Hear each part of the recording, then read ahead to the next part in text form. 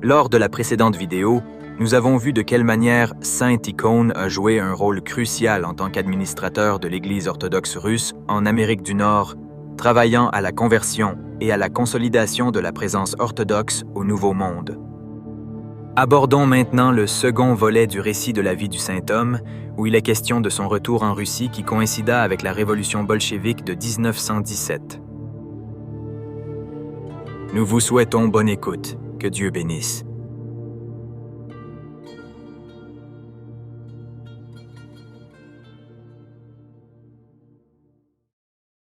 La présence orthodoxe au Canada était très limitée avant l'arrivée de grands nombres d'immigrés ukrainiens dans les prairies de l'Ouest dans les années 1890.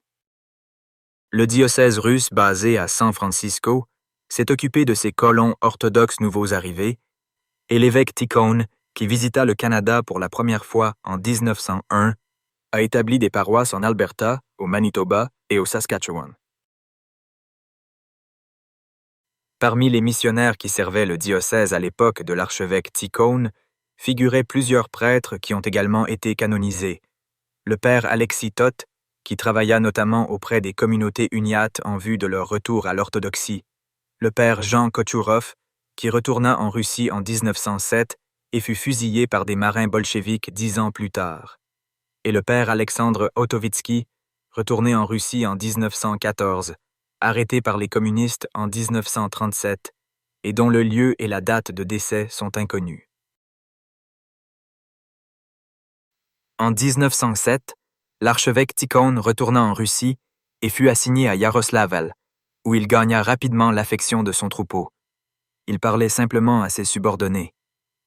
Lorsqu'il devait réprimander quelqu'un, il parvenait à le faire d'une façon naturelle, parfois sous la forme d'une plaisanterie, de sorte que la personne concernée était encouragée à corriger ses erreurs. Lorsque le saint homme fut transféré en Lituanie 6 ans plus tard, les gens de Yaroslavl le désignèrent comme citoyen honoraire de leur ville. Après son transfert à Vilnius, il déploya une grande activité pour accorder un support matériel à diverses institutions charitables. La Première Guerre mondiale fut déclenchée lorsqu'il était à Vilnius.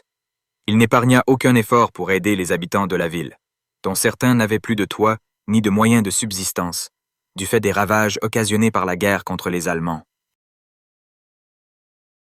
Saint Tikhon devint l'un des membres du synode qui se forma après la Révolution russe de février 1917. Le 21 juin de cette même année, le Conseil diocésain du clergé et des laïcs de Moscou l'élirent comme leur évêque. 2 mois plus tard, un concile de l'Église russe commença ses sessions à Moscou. L'archevêque Tikhon fut élevé au rang de métropolite et élu pour la présidence du concile. Le but du concile était de restaurer la vie de l'Église orthodoxe russe conformément aux canons de l'Église, car elle avait été restreinte par le gouvernement tsariste pendant 2 siècles, depuis l'époque de Pierre le Grand, qui abolit le patriarcat de Moscou en 1721 et qui institua le Saint-Synode, nommé par le tsar, pour gouverner l'Église russe. La préoccupation première du concile de 1917 était la restauration du patriarcat. Les membres du concile devaient sélectionner 3 candidats et ensuite un tirage au sort devait révéler la volonté divine. Les 3 candidats furent l'archevêque Antoine de Kharkov, l'archevêque Arsène de Novgorod et le métropolite Tikhon. Le premier était réputé pour sa sagesse, le second pour sa rigueur et le troisième pour son aménité. Le 5 novembre, après la célébration de la divine liturgie et d'un molébène dans la cathédrale du Christ-Sauveur, un moine prit l'un des 3 bulletins placés dans une boîte devant l'icône de la Mère de Dieu de Vladimir. Le métropolite Vladimir de Kiev présenta le métropolite Tikhon comme patriarche nouvellement élu. Saint Tikhon ne changea nullement après être devenu primat de l'Église orthodoxe russe.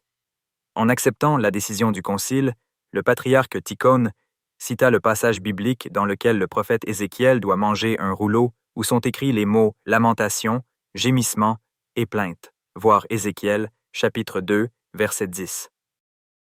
Il pressentait que son ministère serait rempli d'afflictions et de larmes.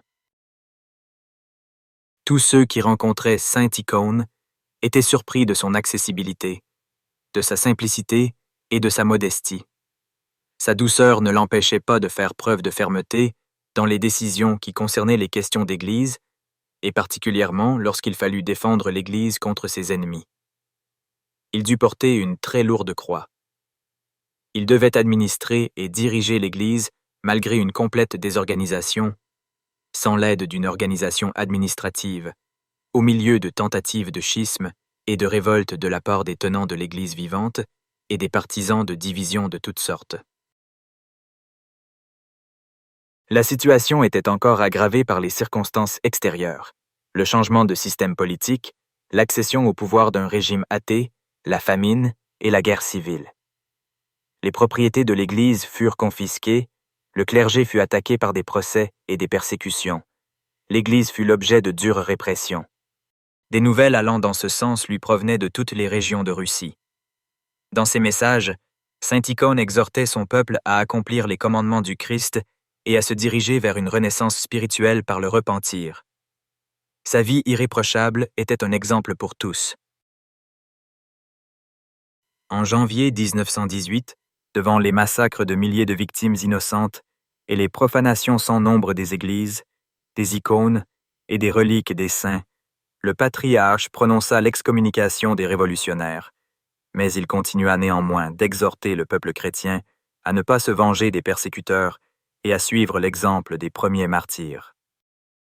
Après l'exécution de la famille impériale, il prononça une solennelle protestation au nom de la conscience chrétienne, mais il resta strictement sur le plan de la foi, sans s'ingérer dans les affaires politiques. Ces prises de position lui attirèrent néanmoins la haine des communistes et en juin 1919, il échappa de peu à une tentative d'assassinat. Il n'en continua pas moins de prêcher le pardon et la réconciliation.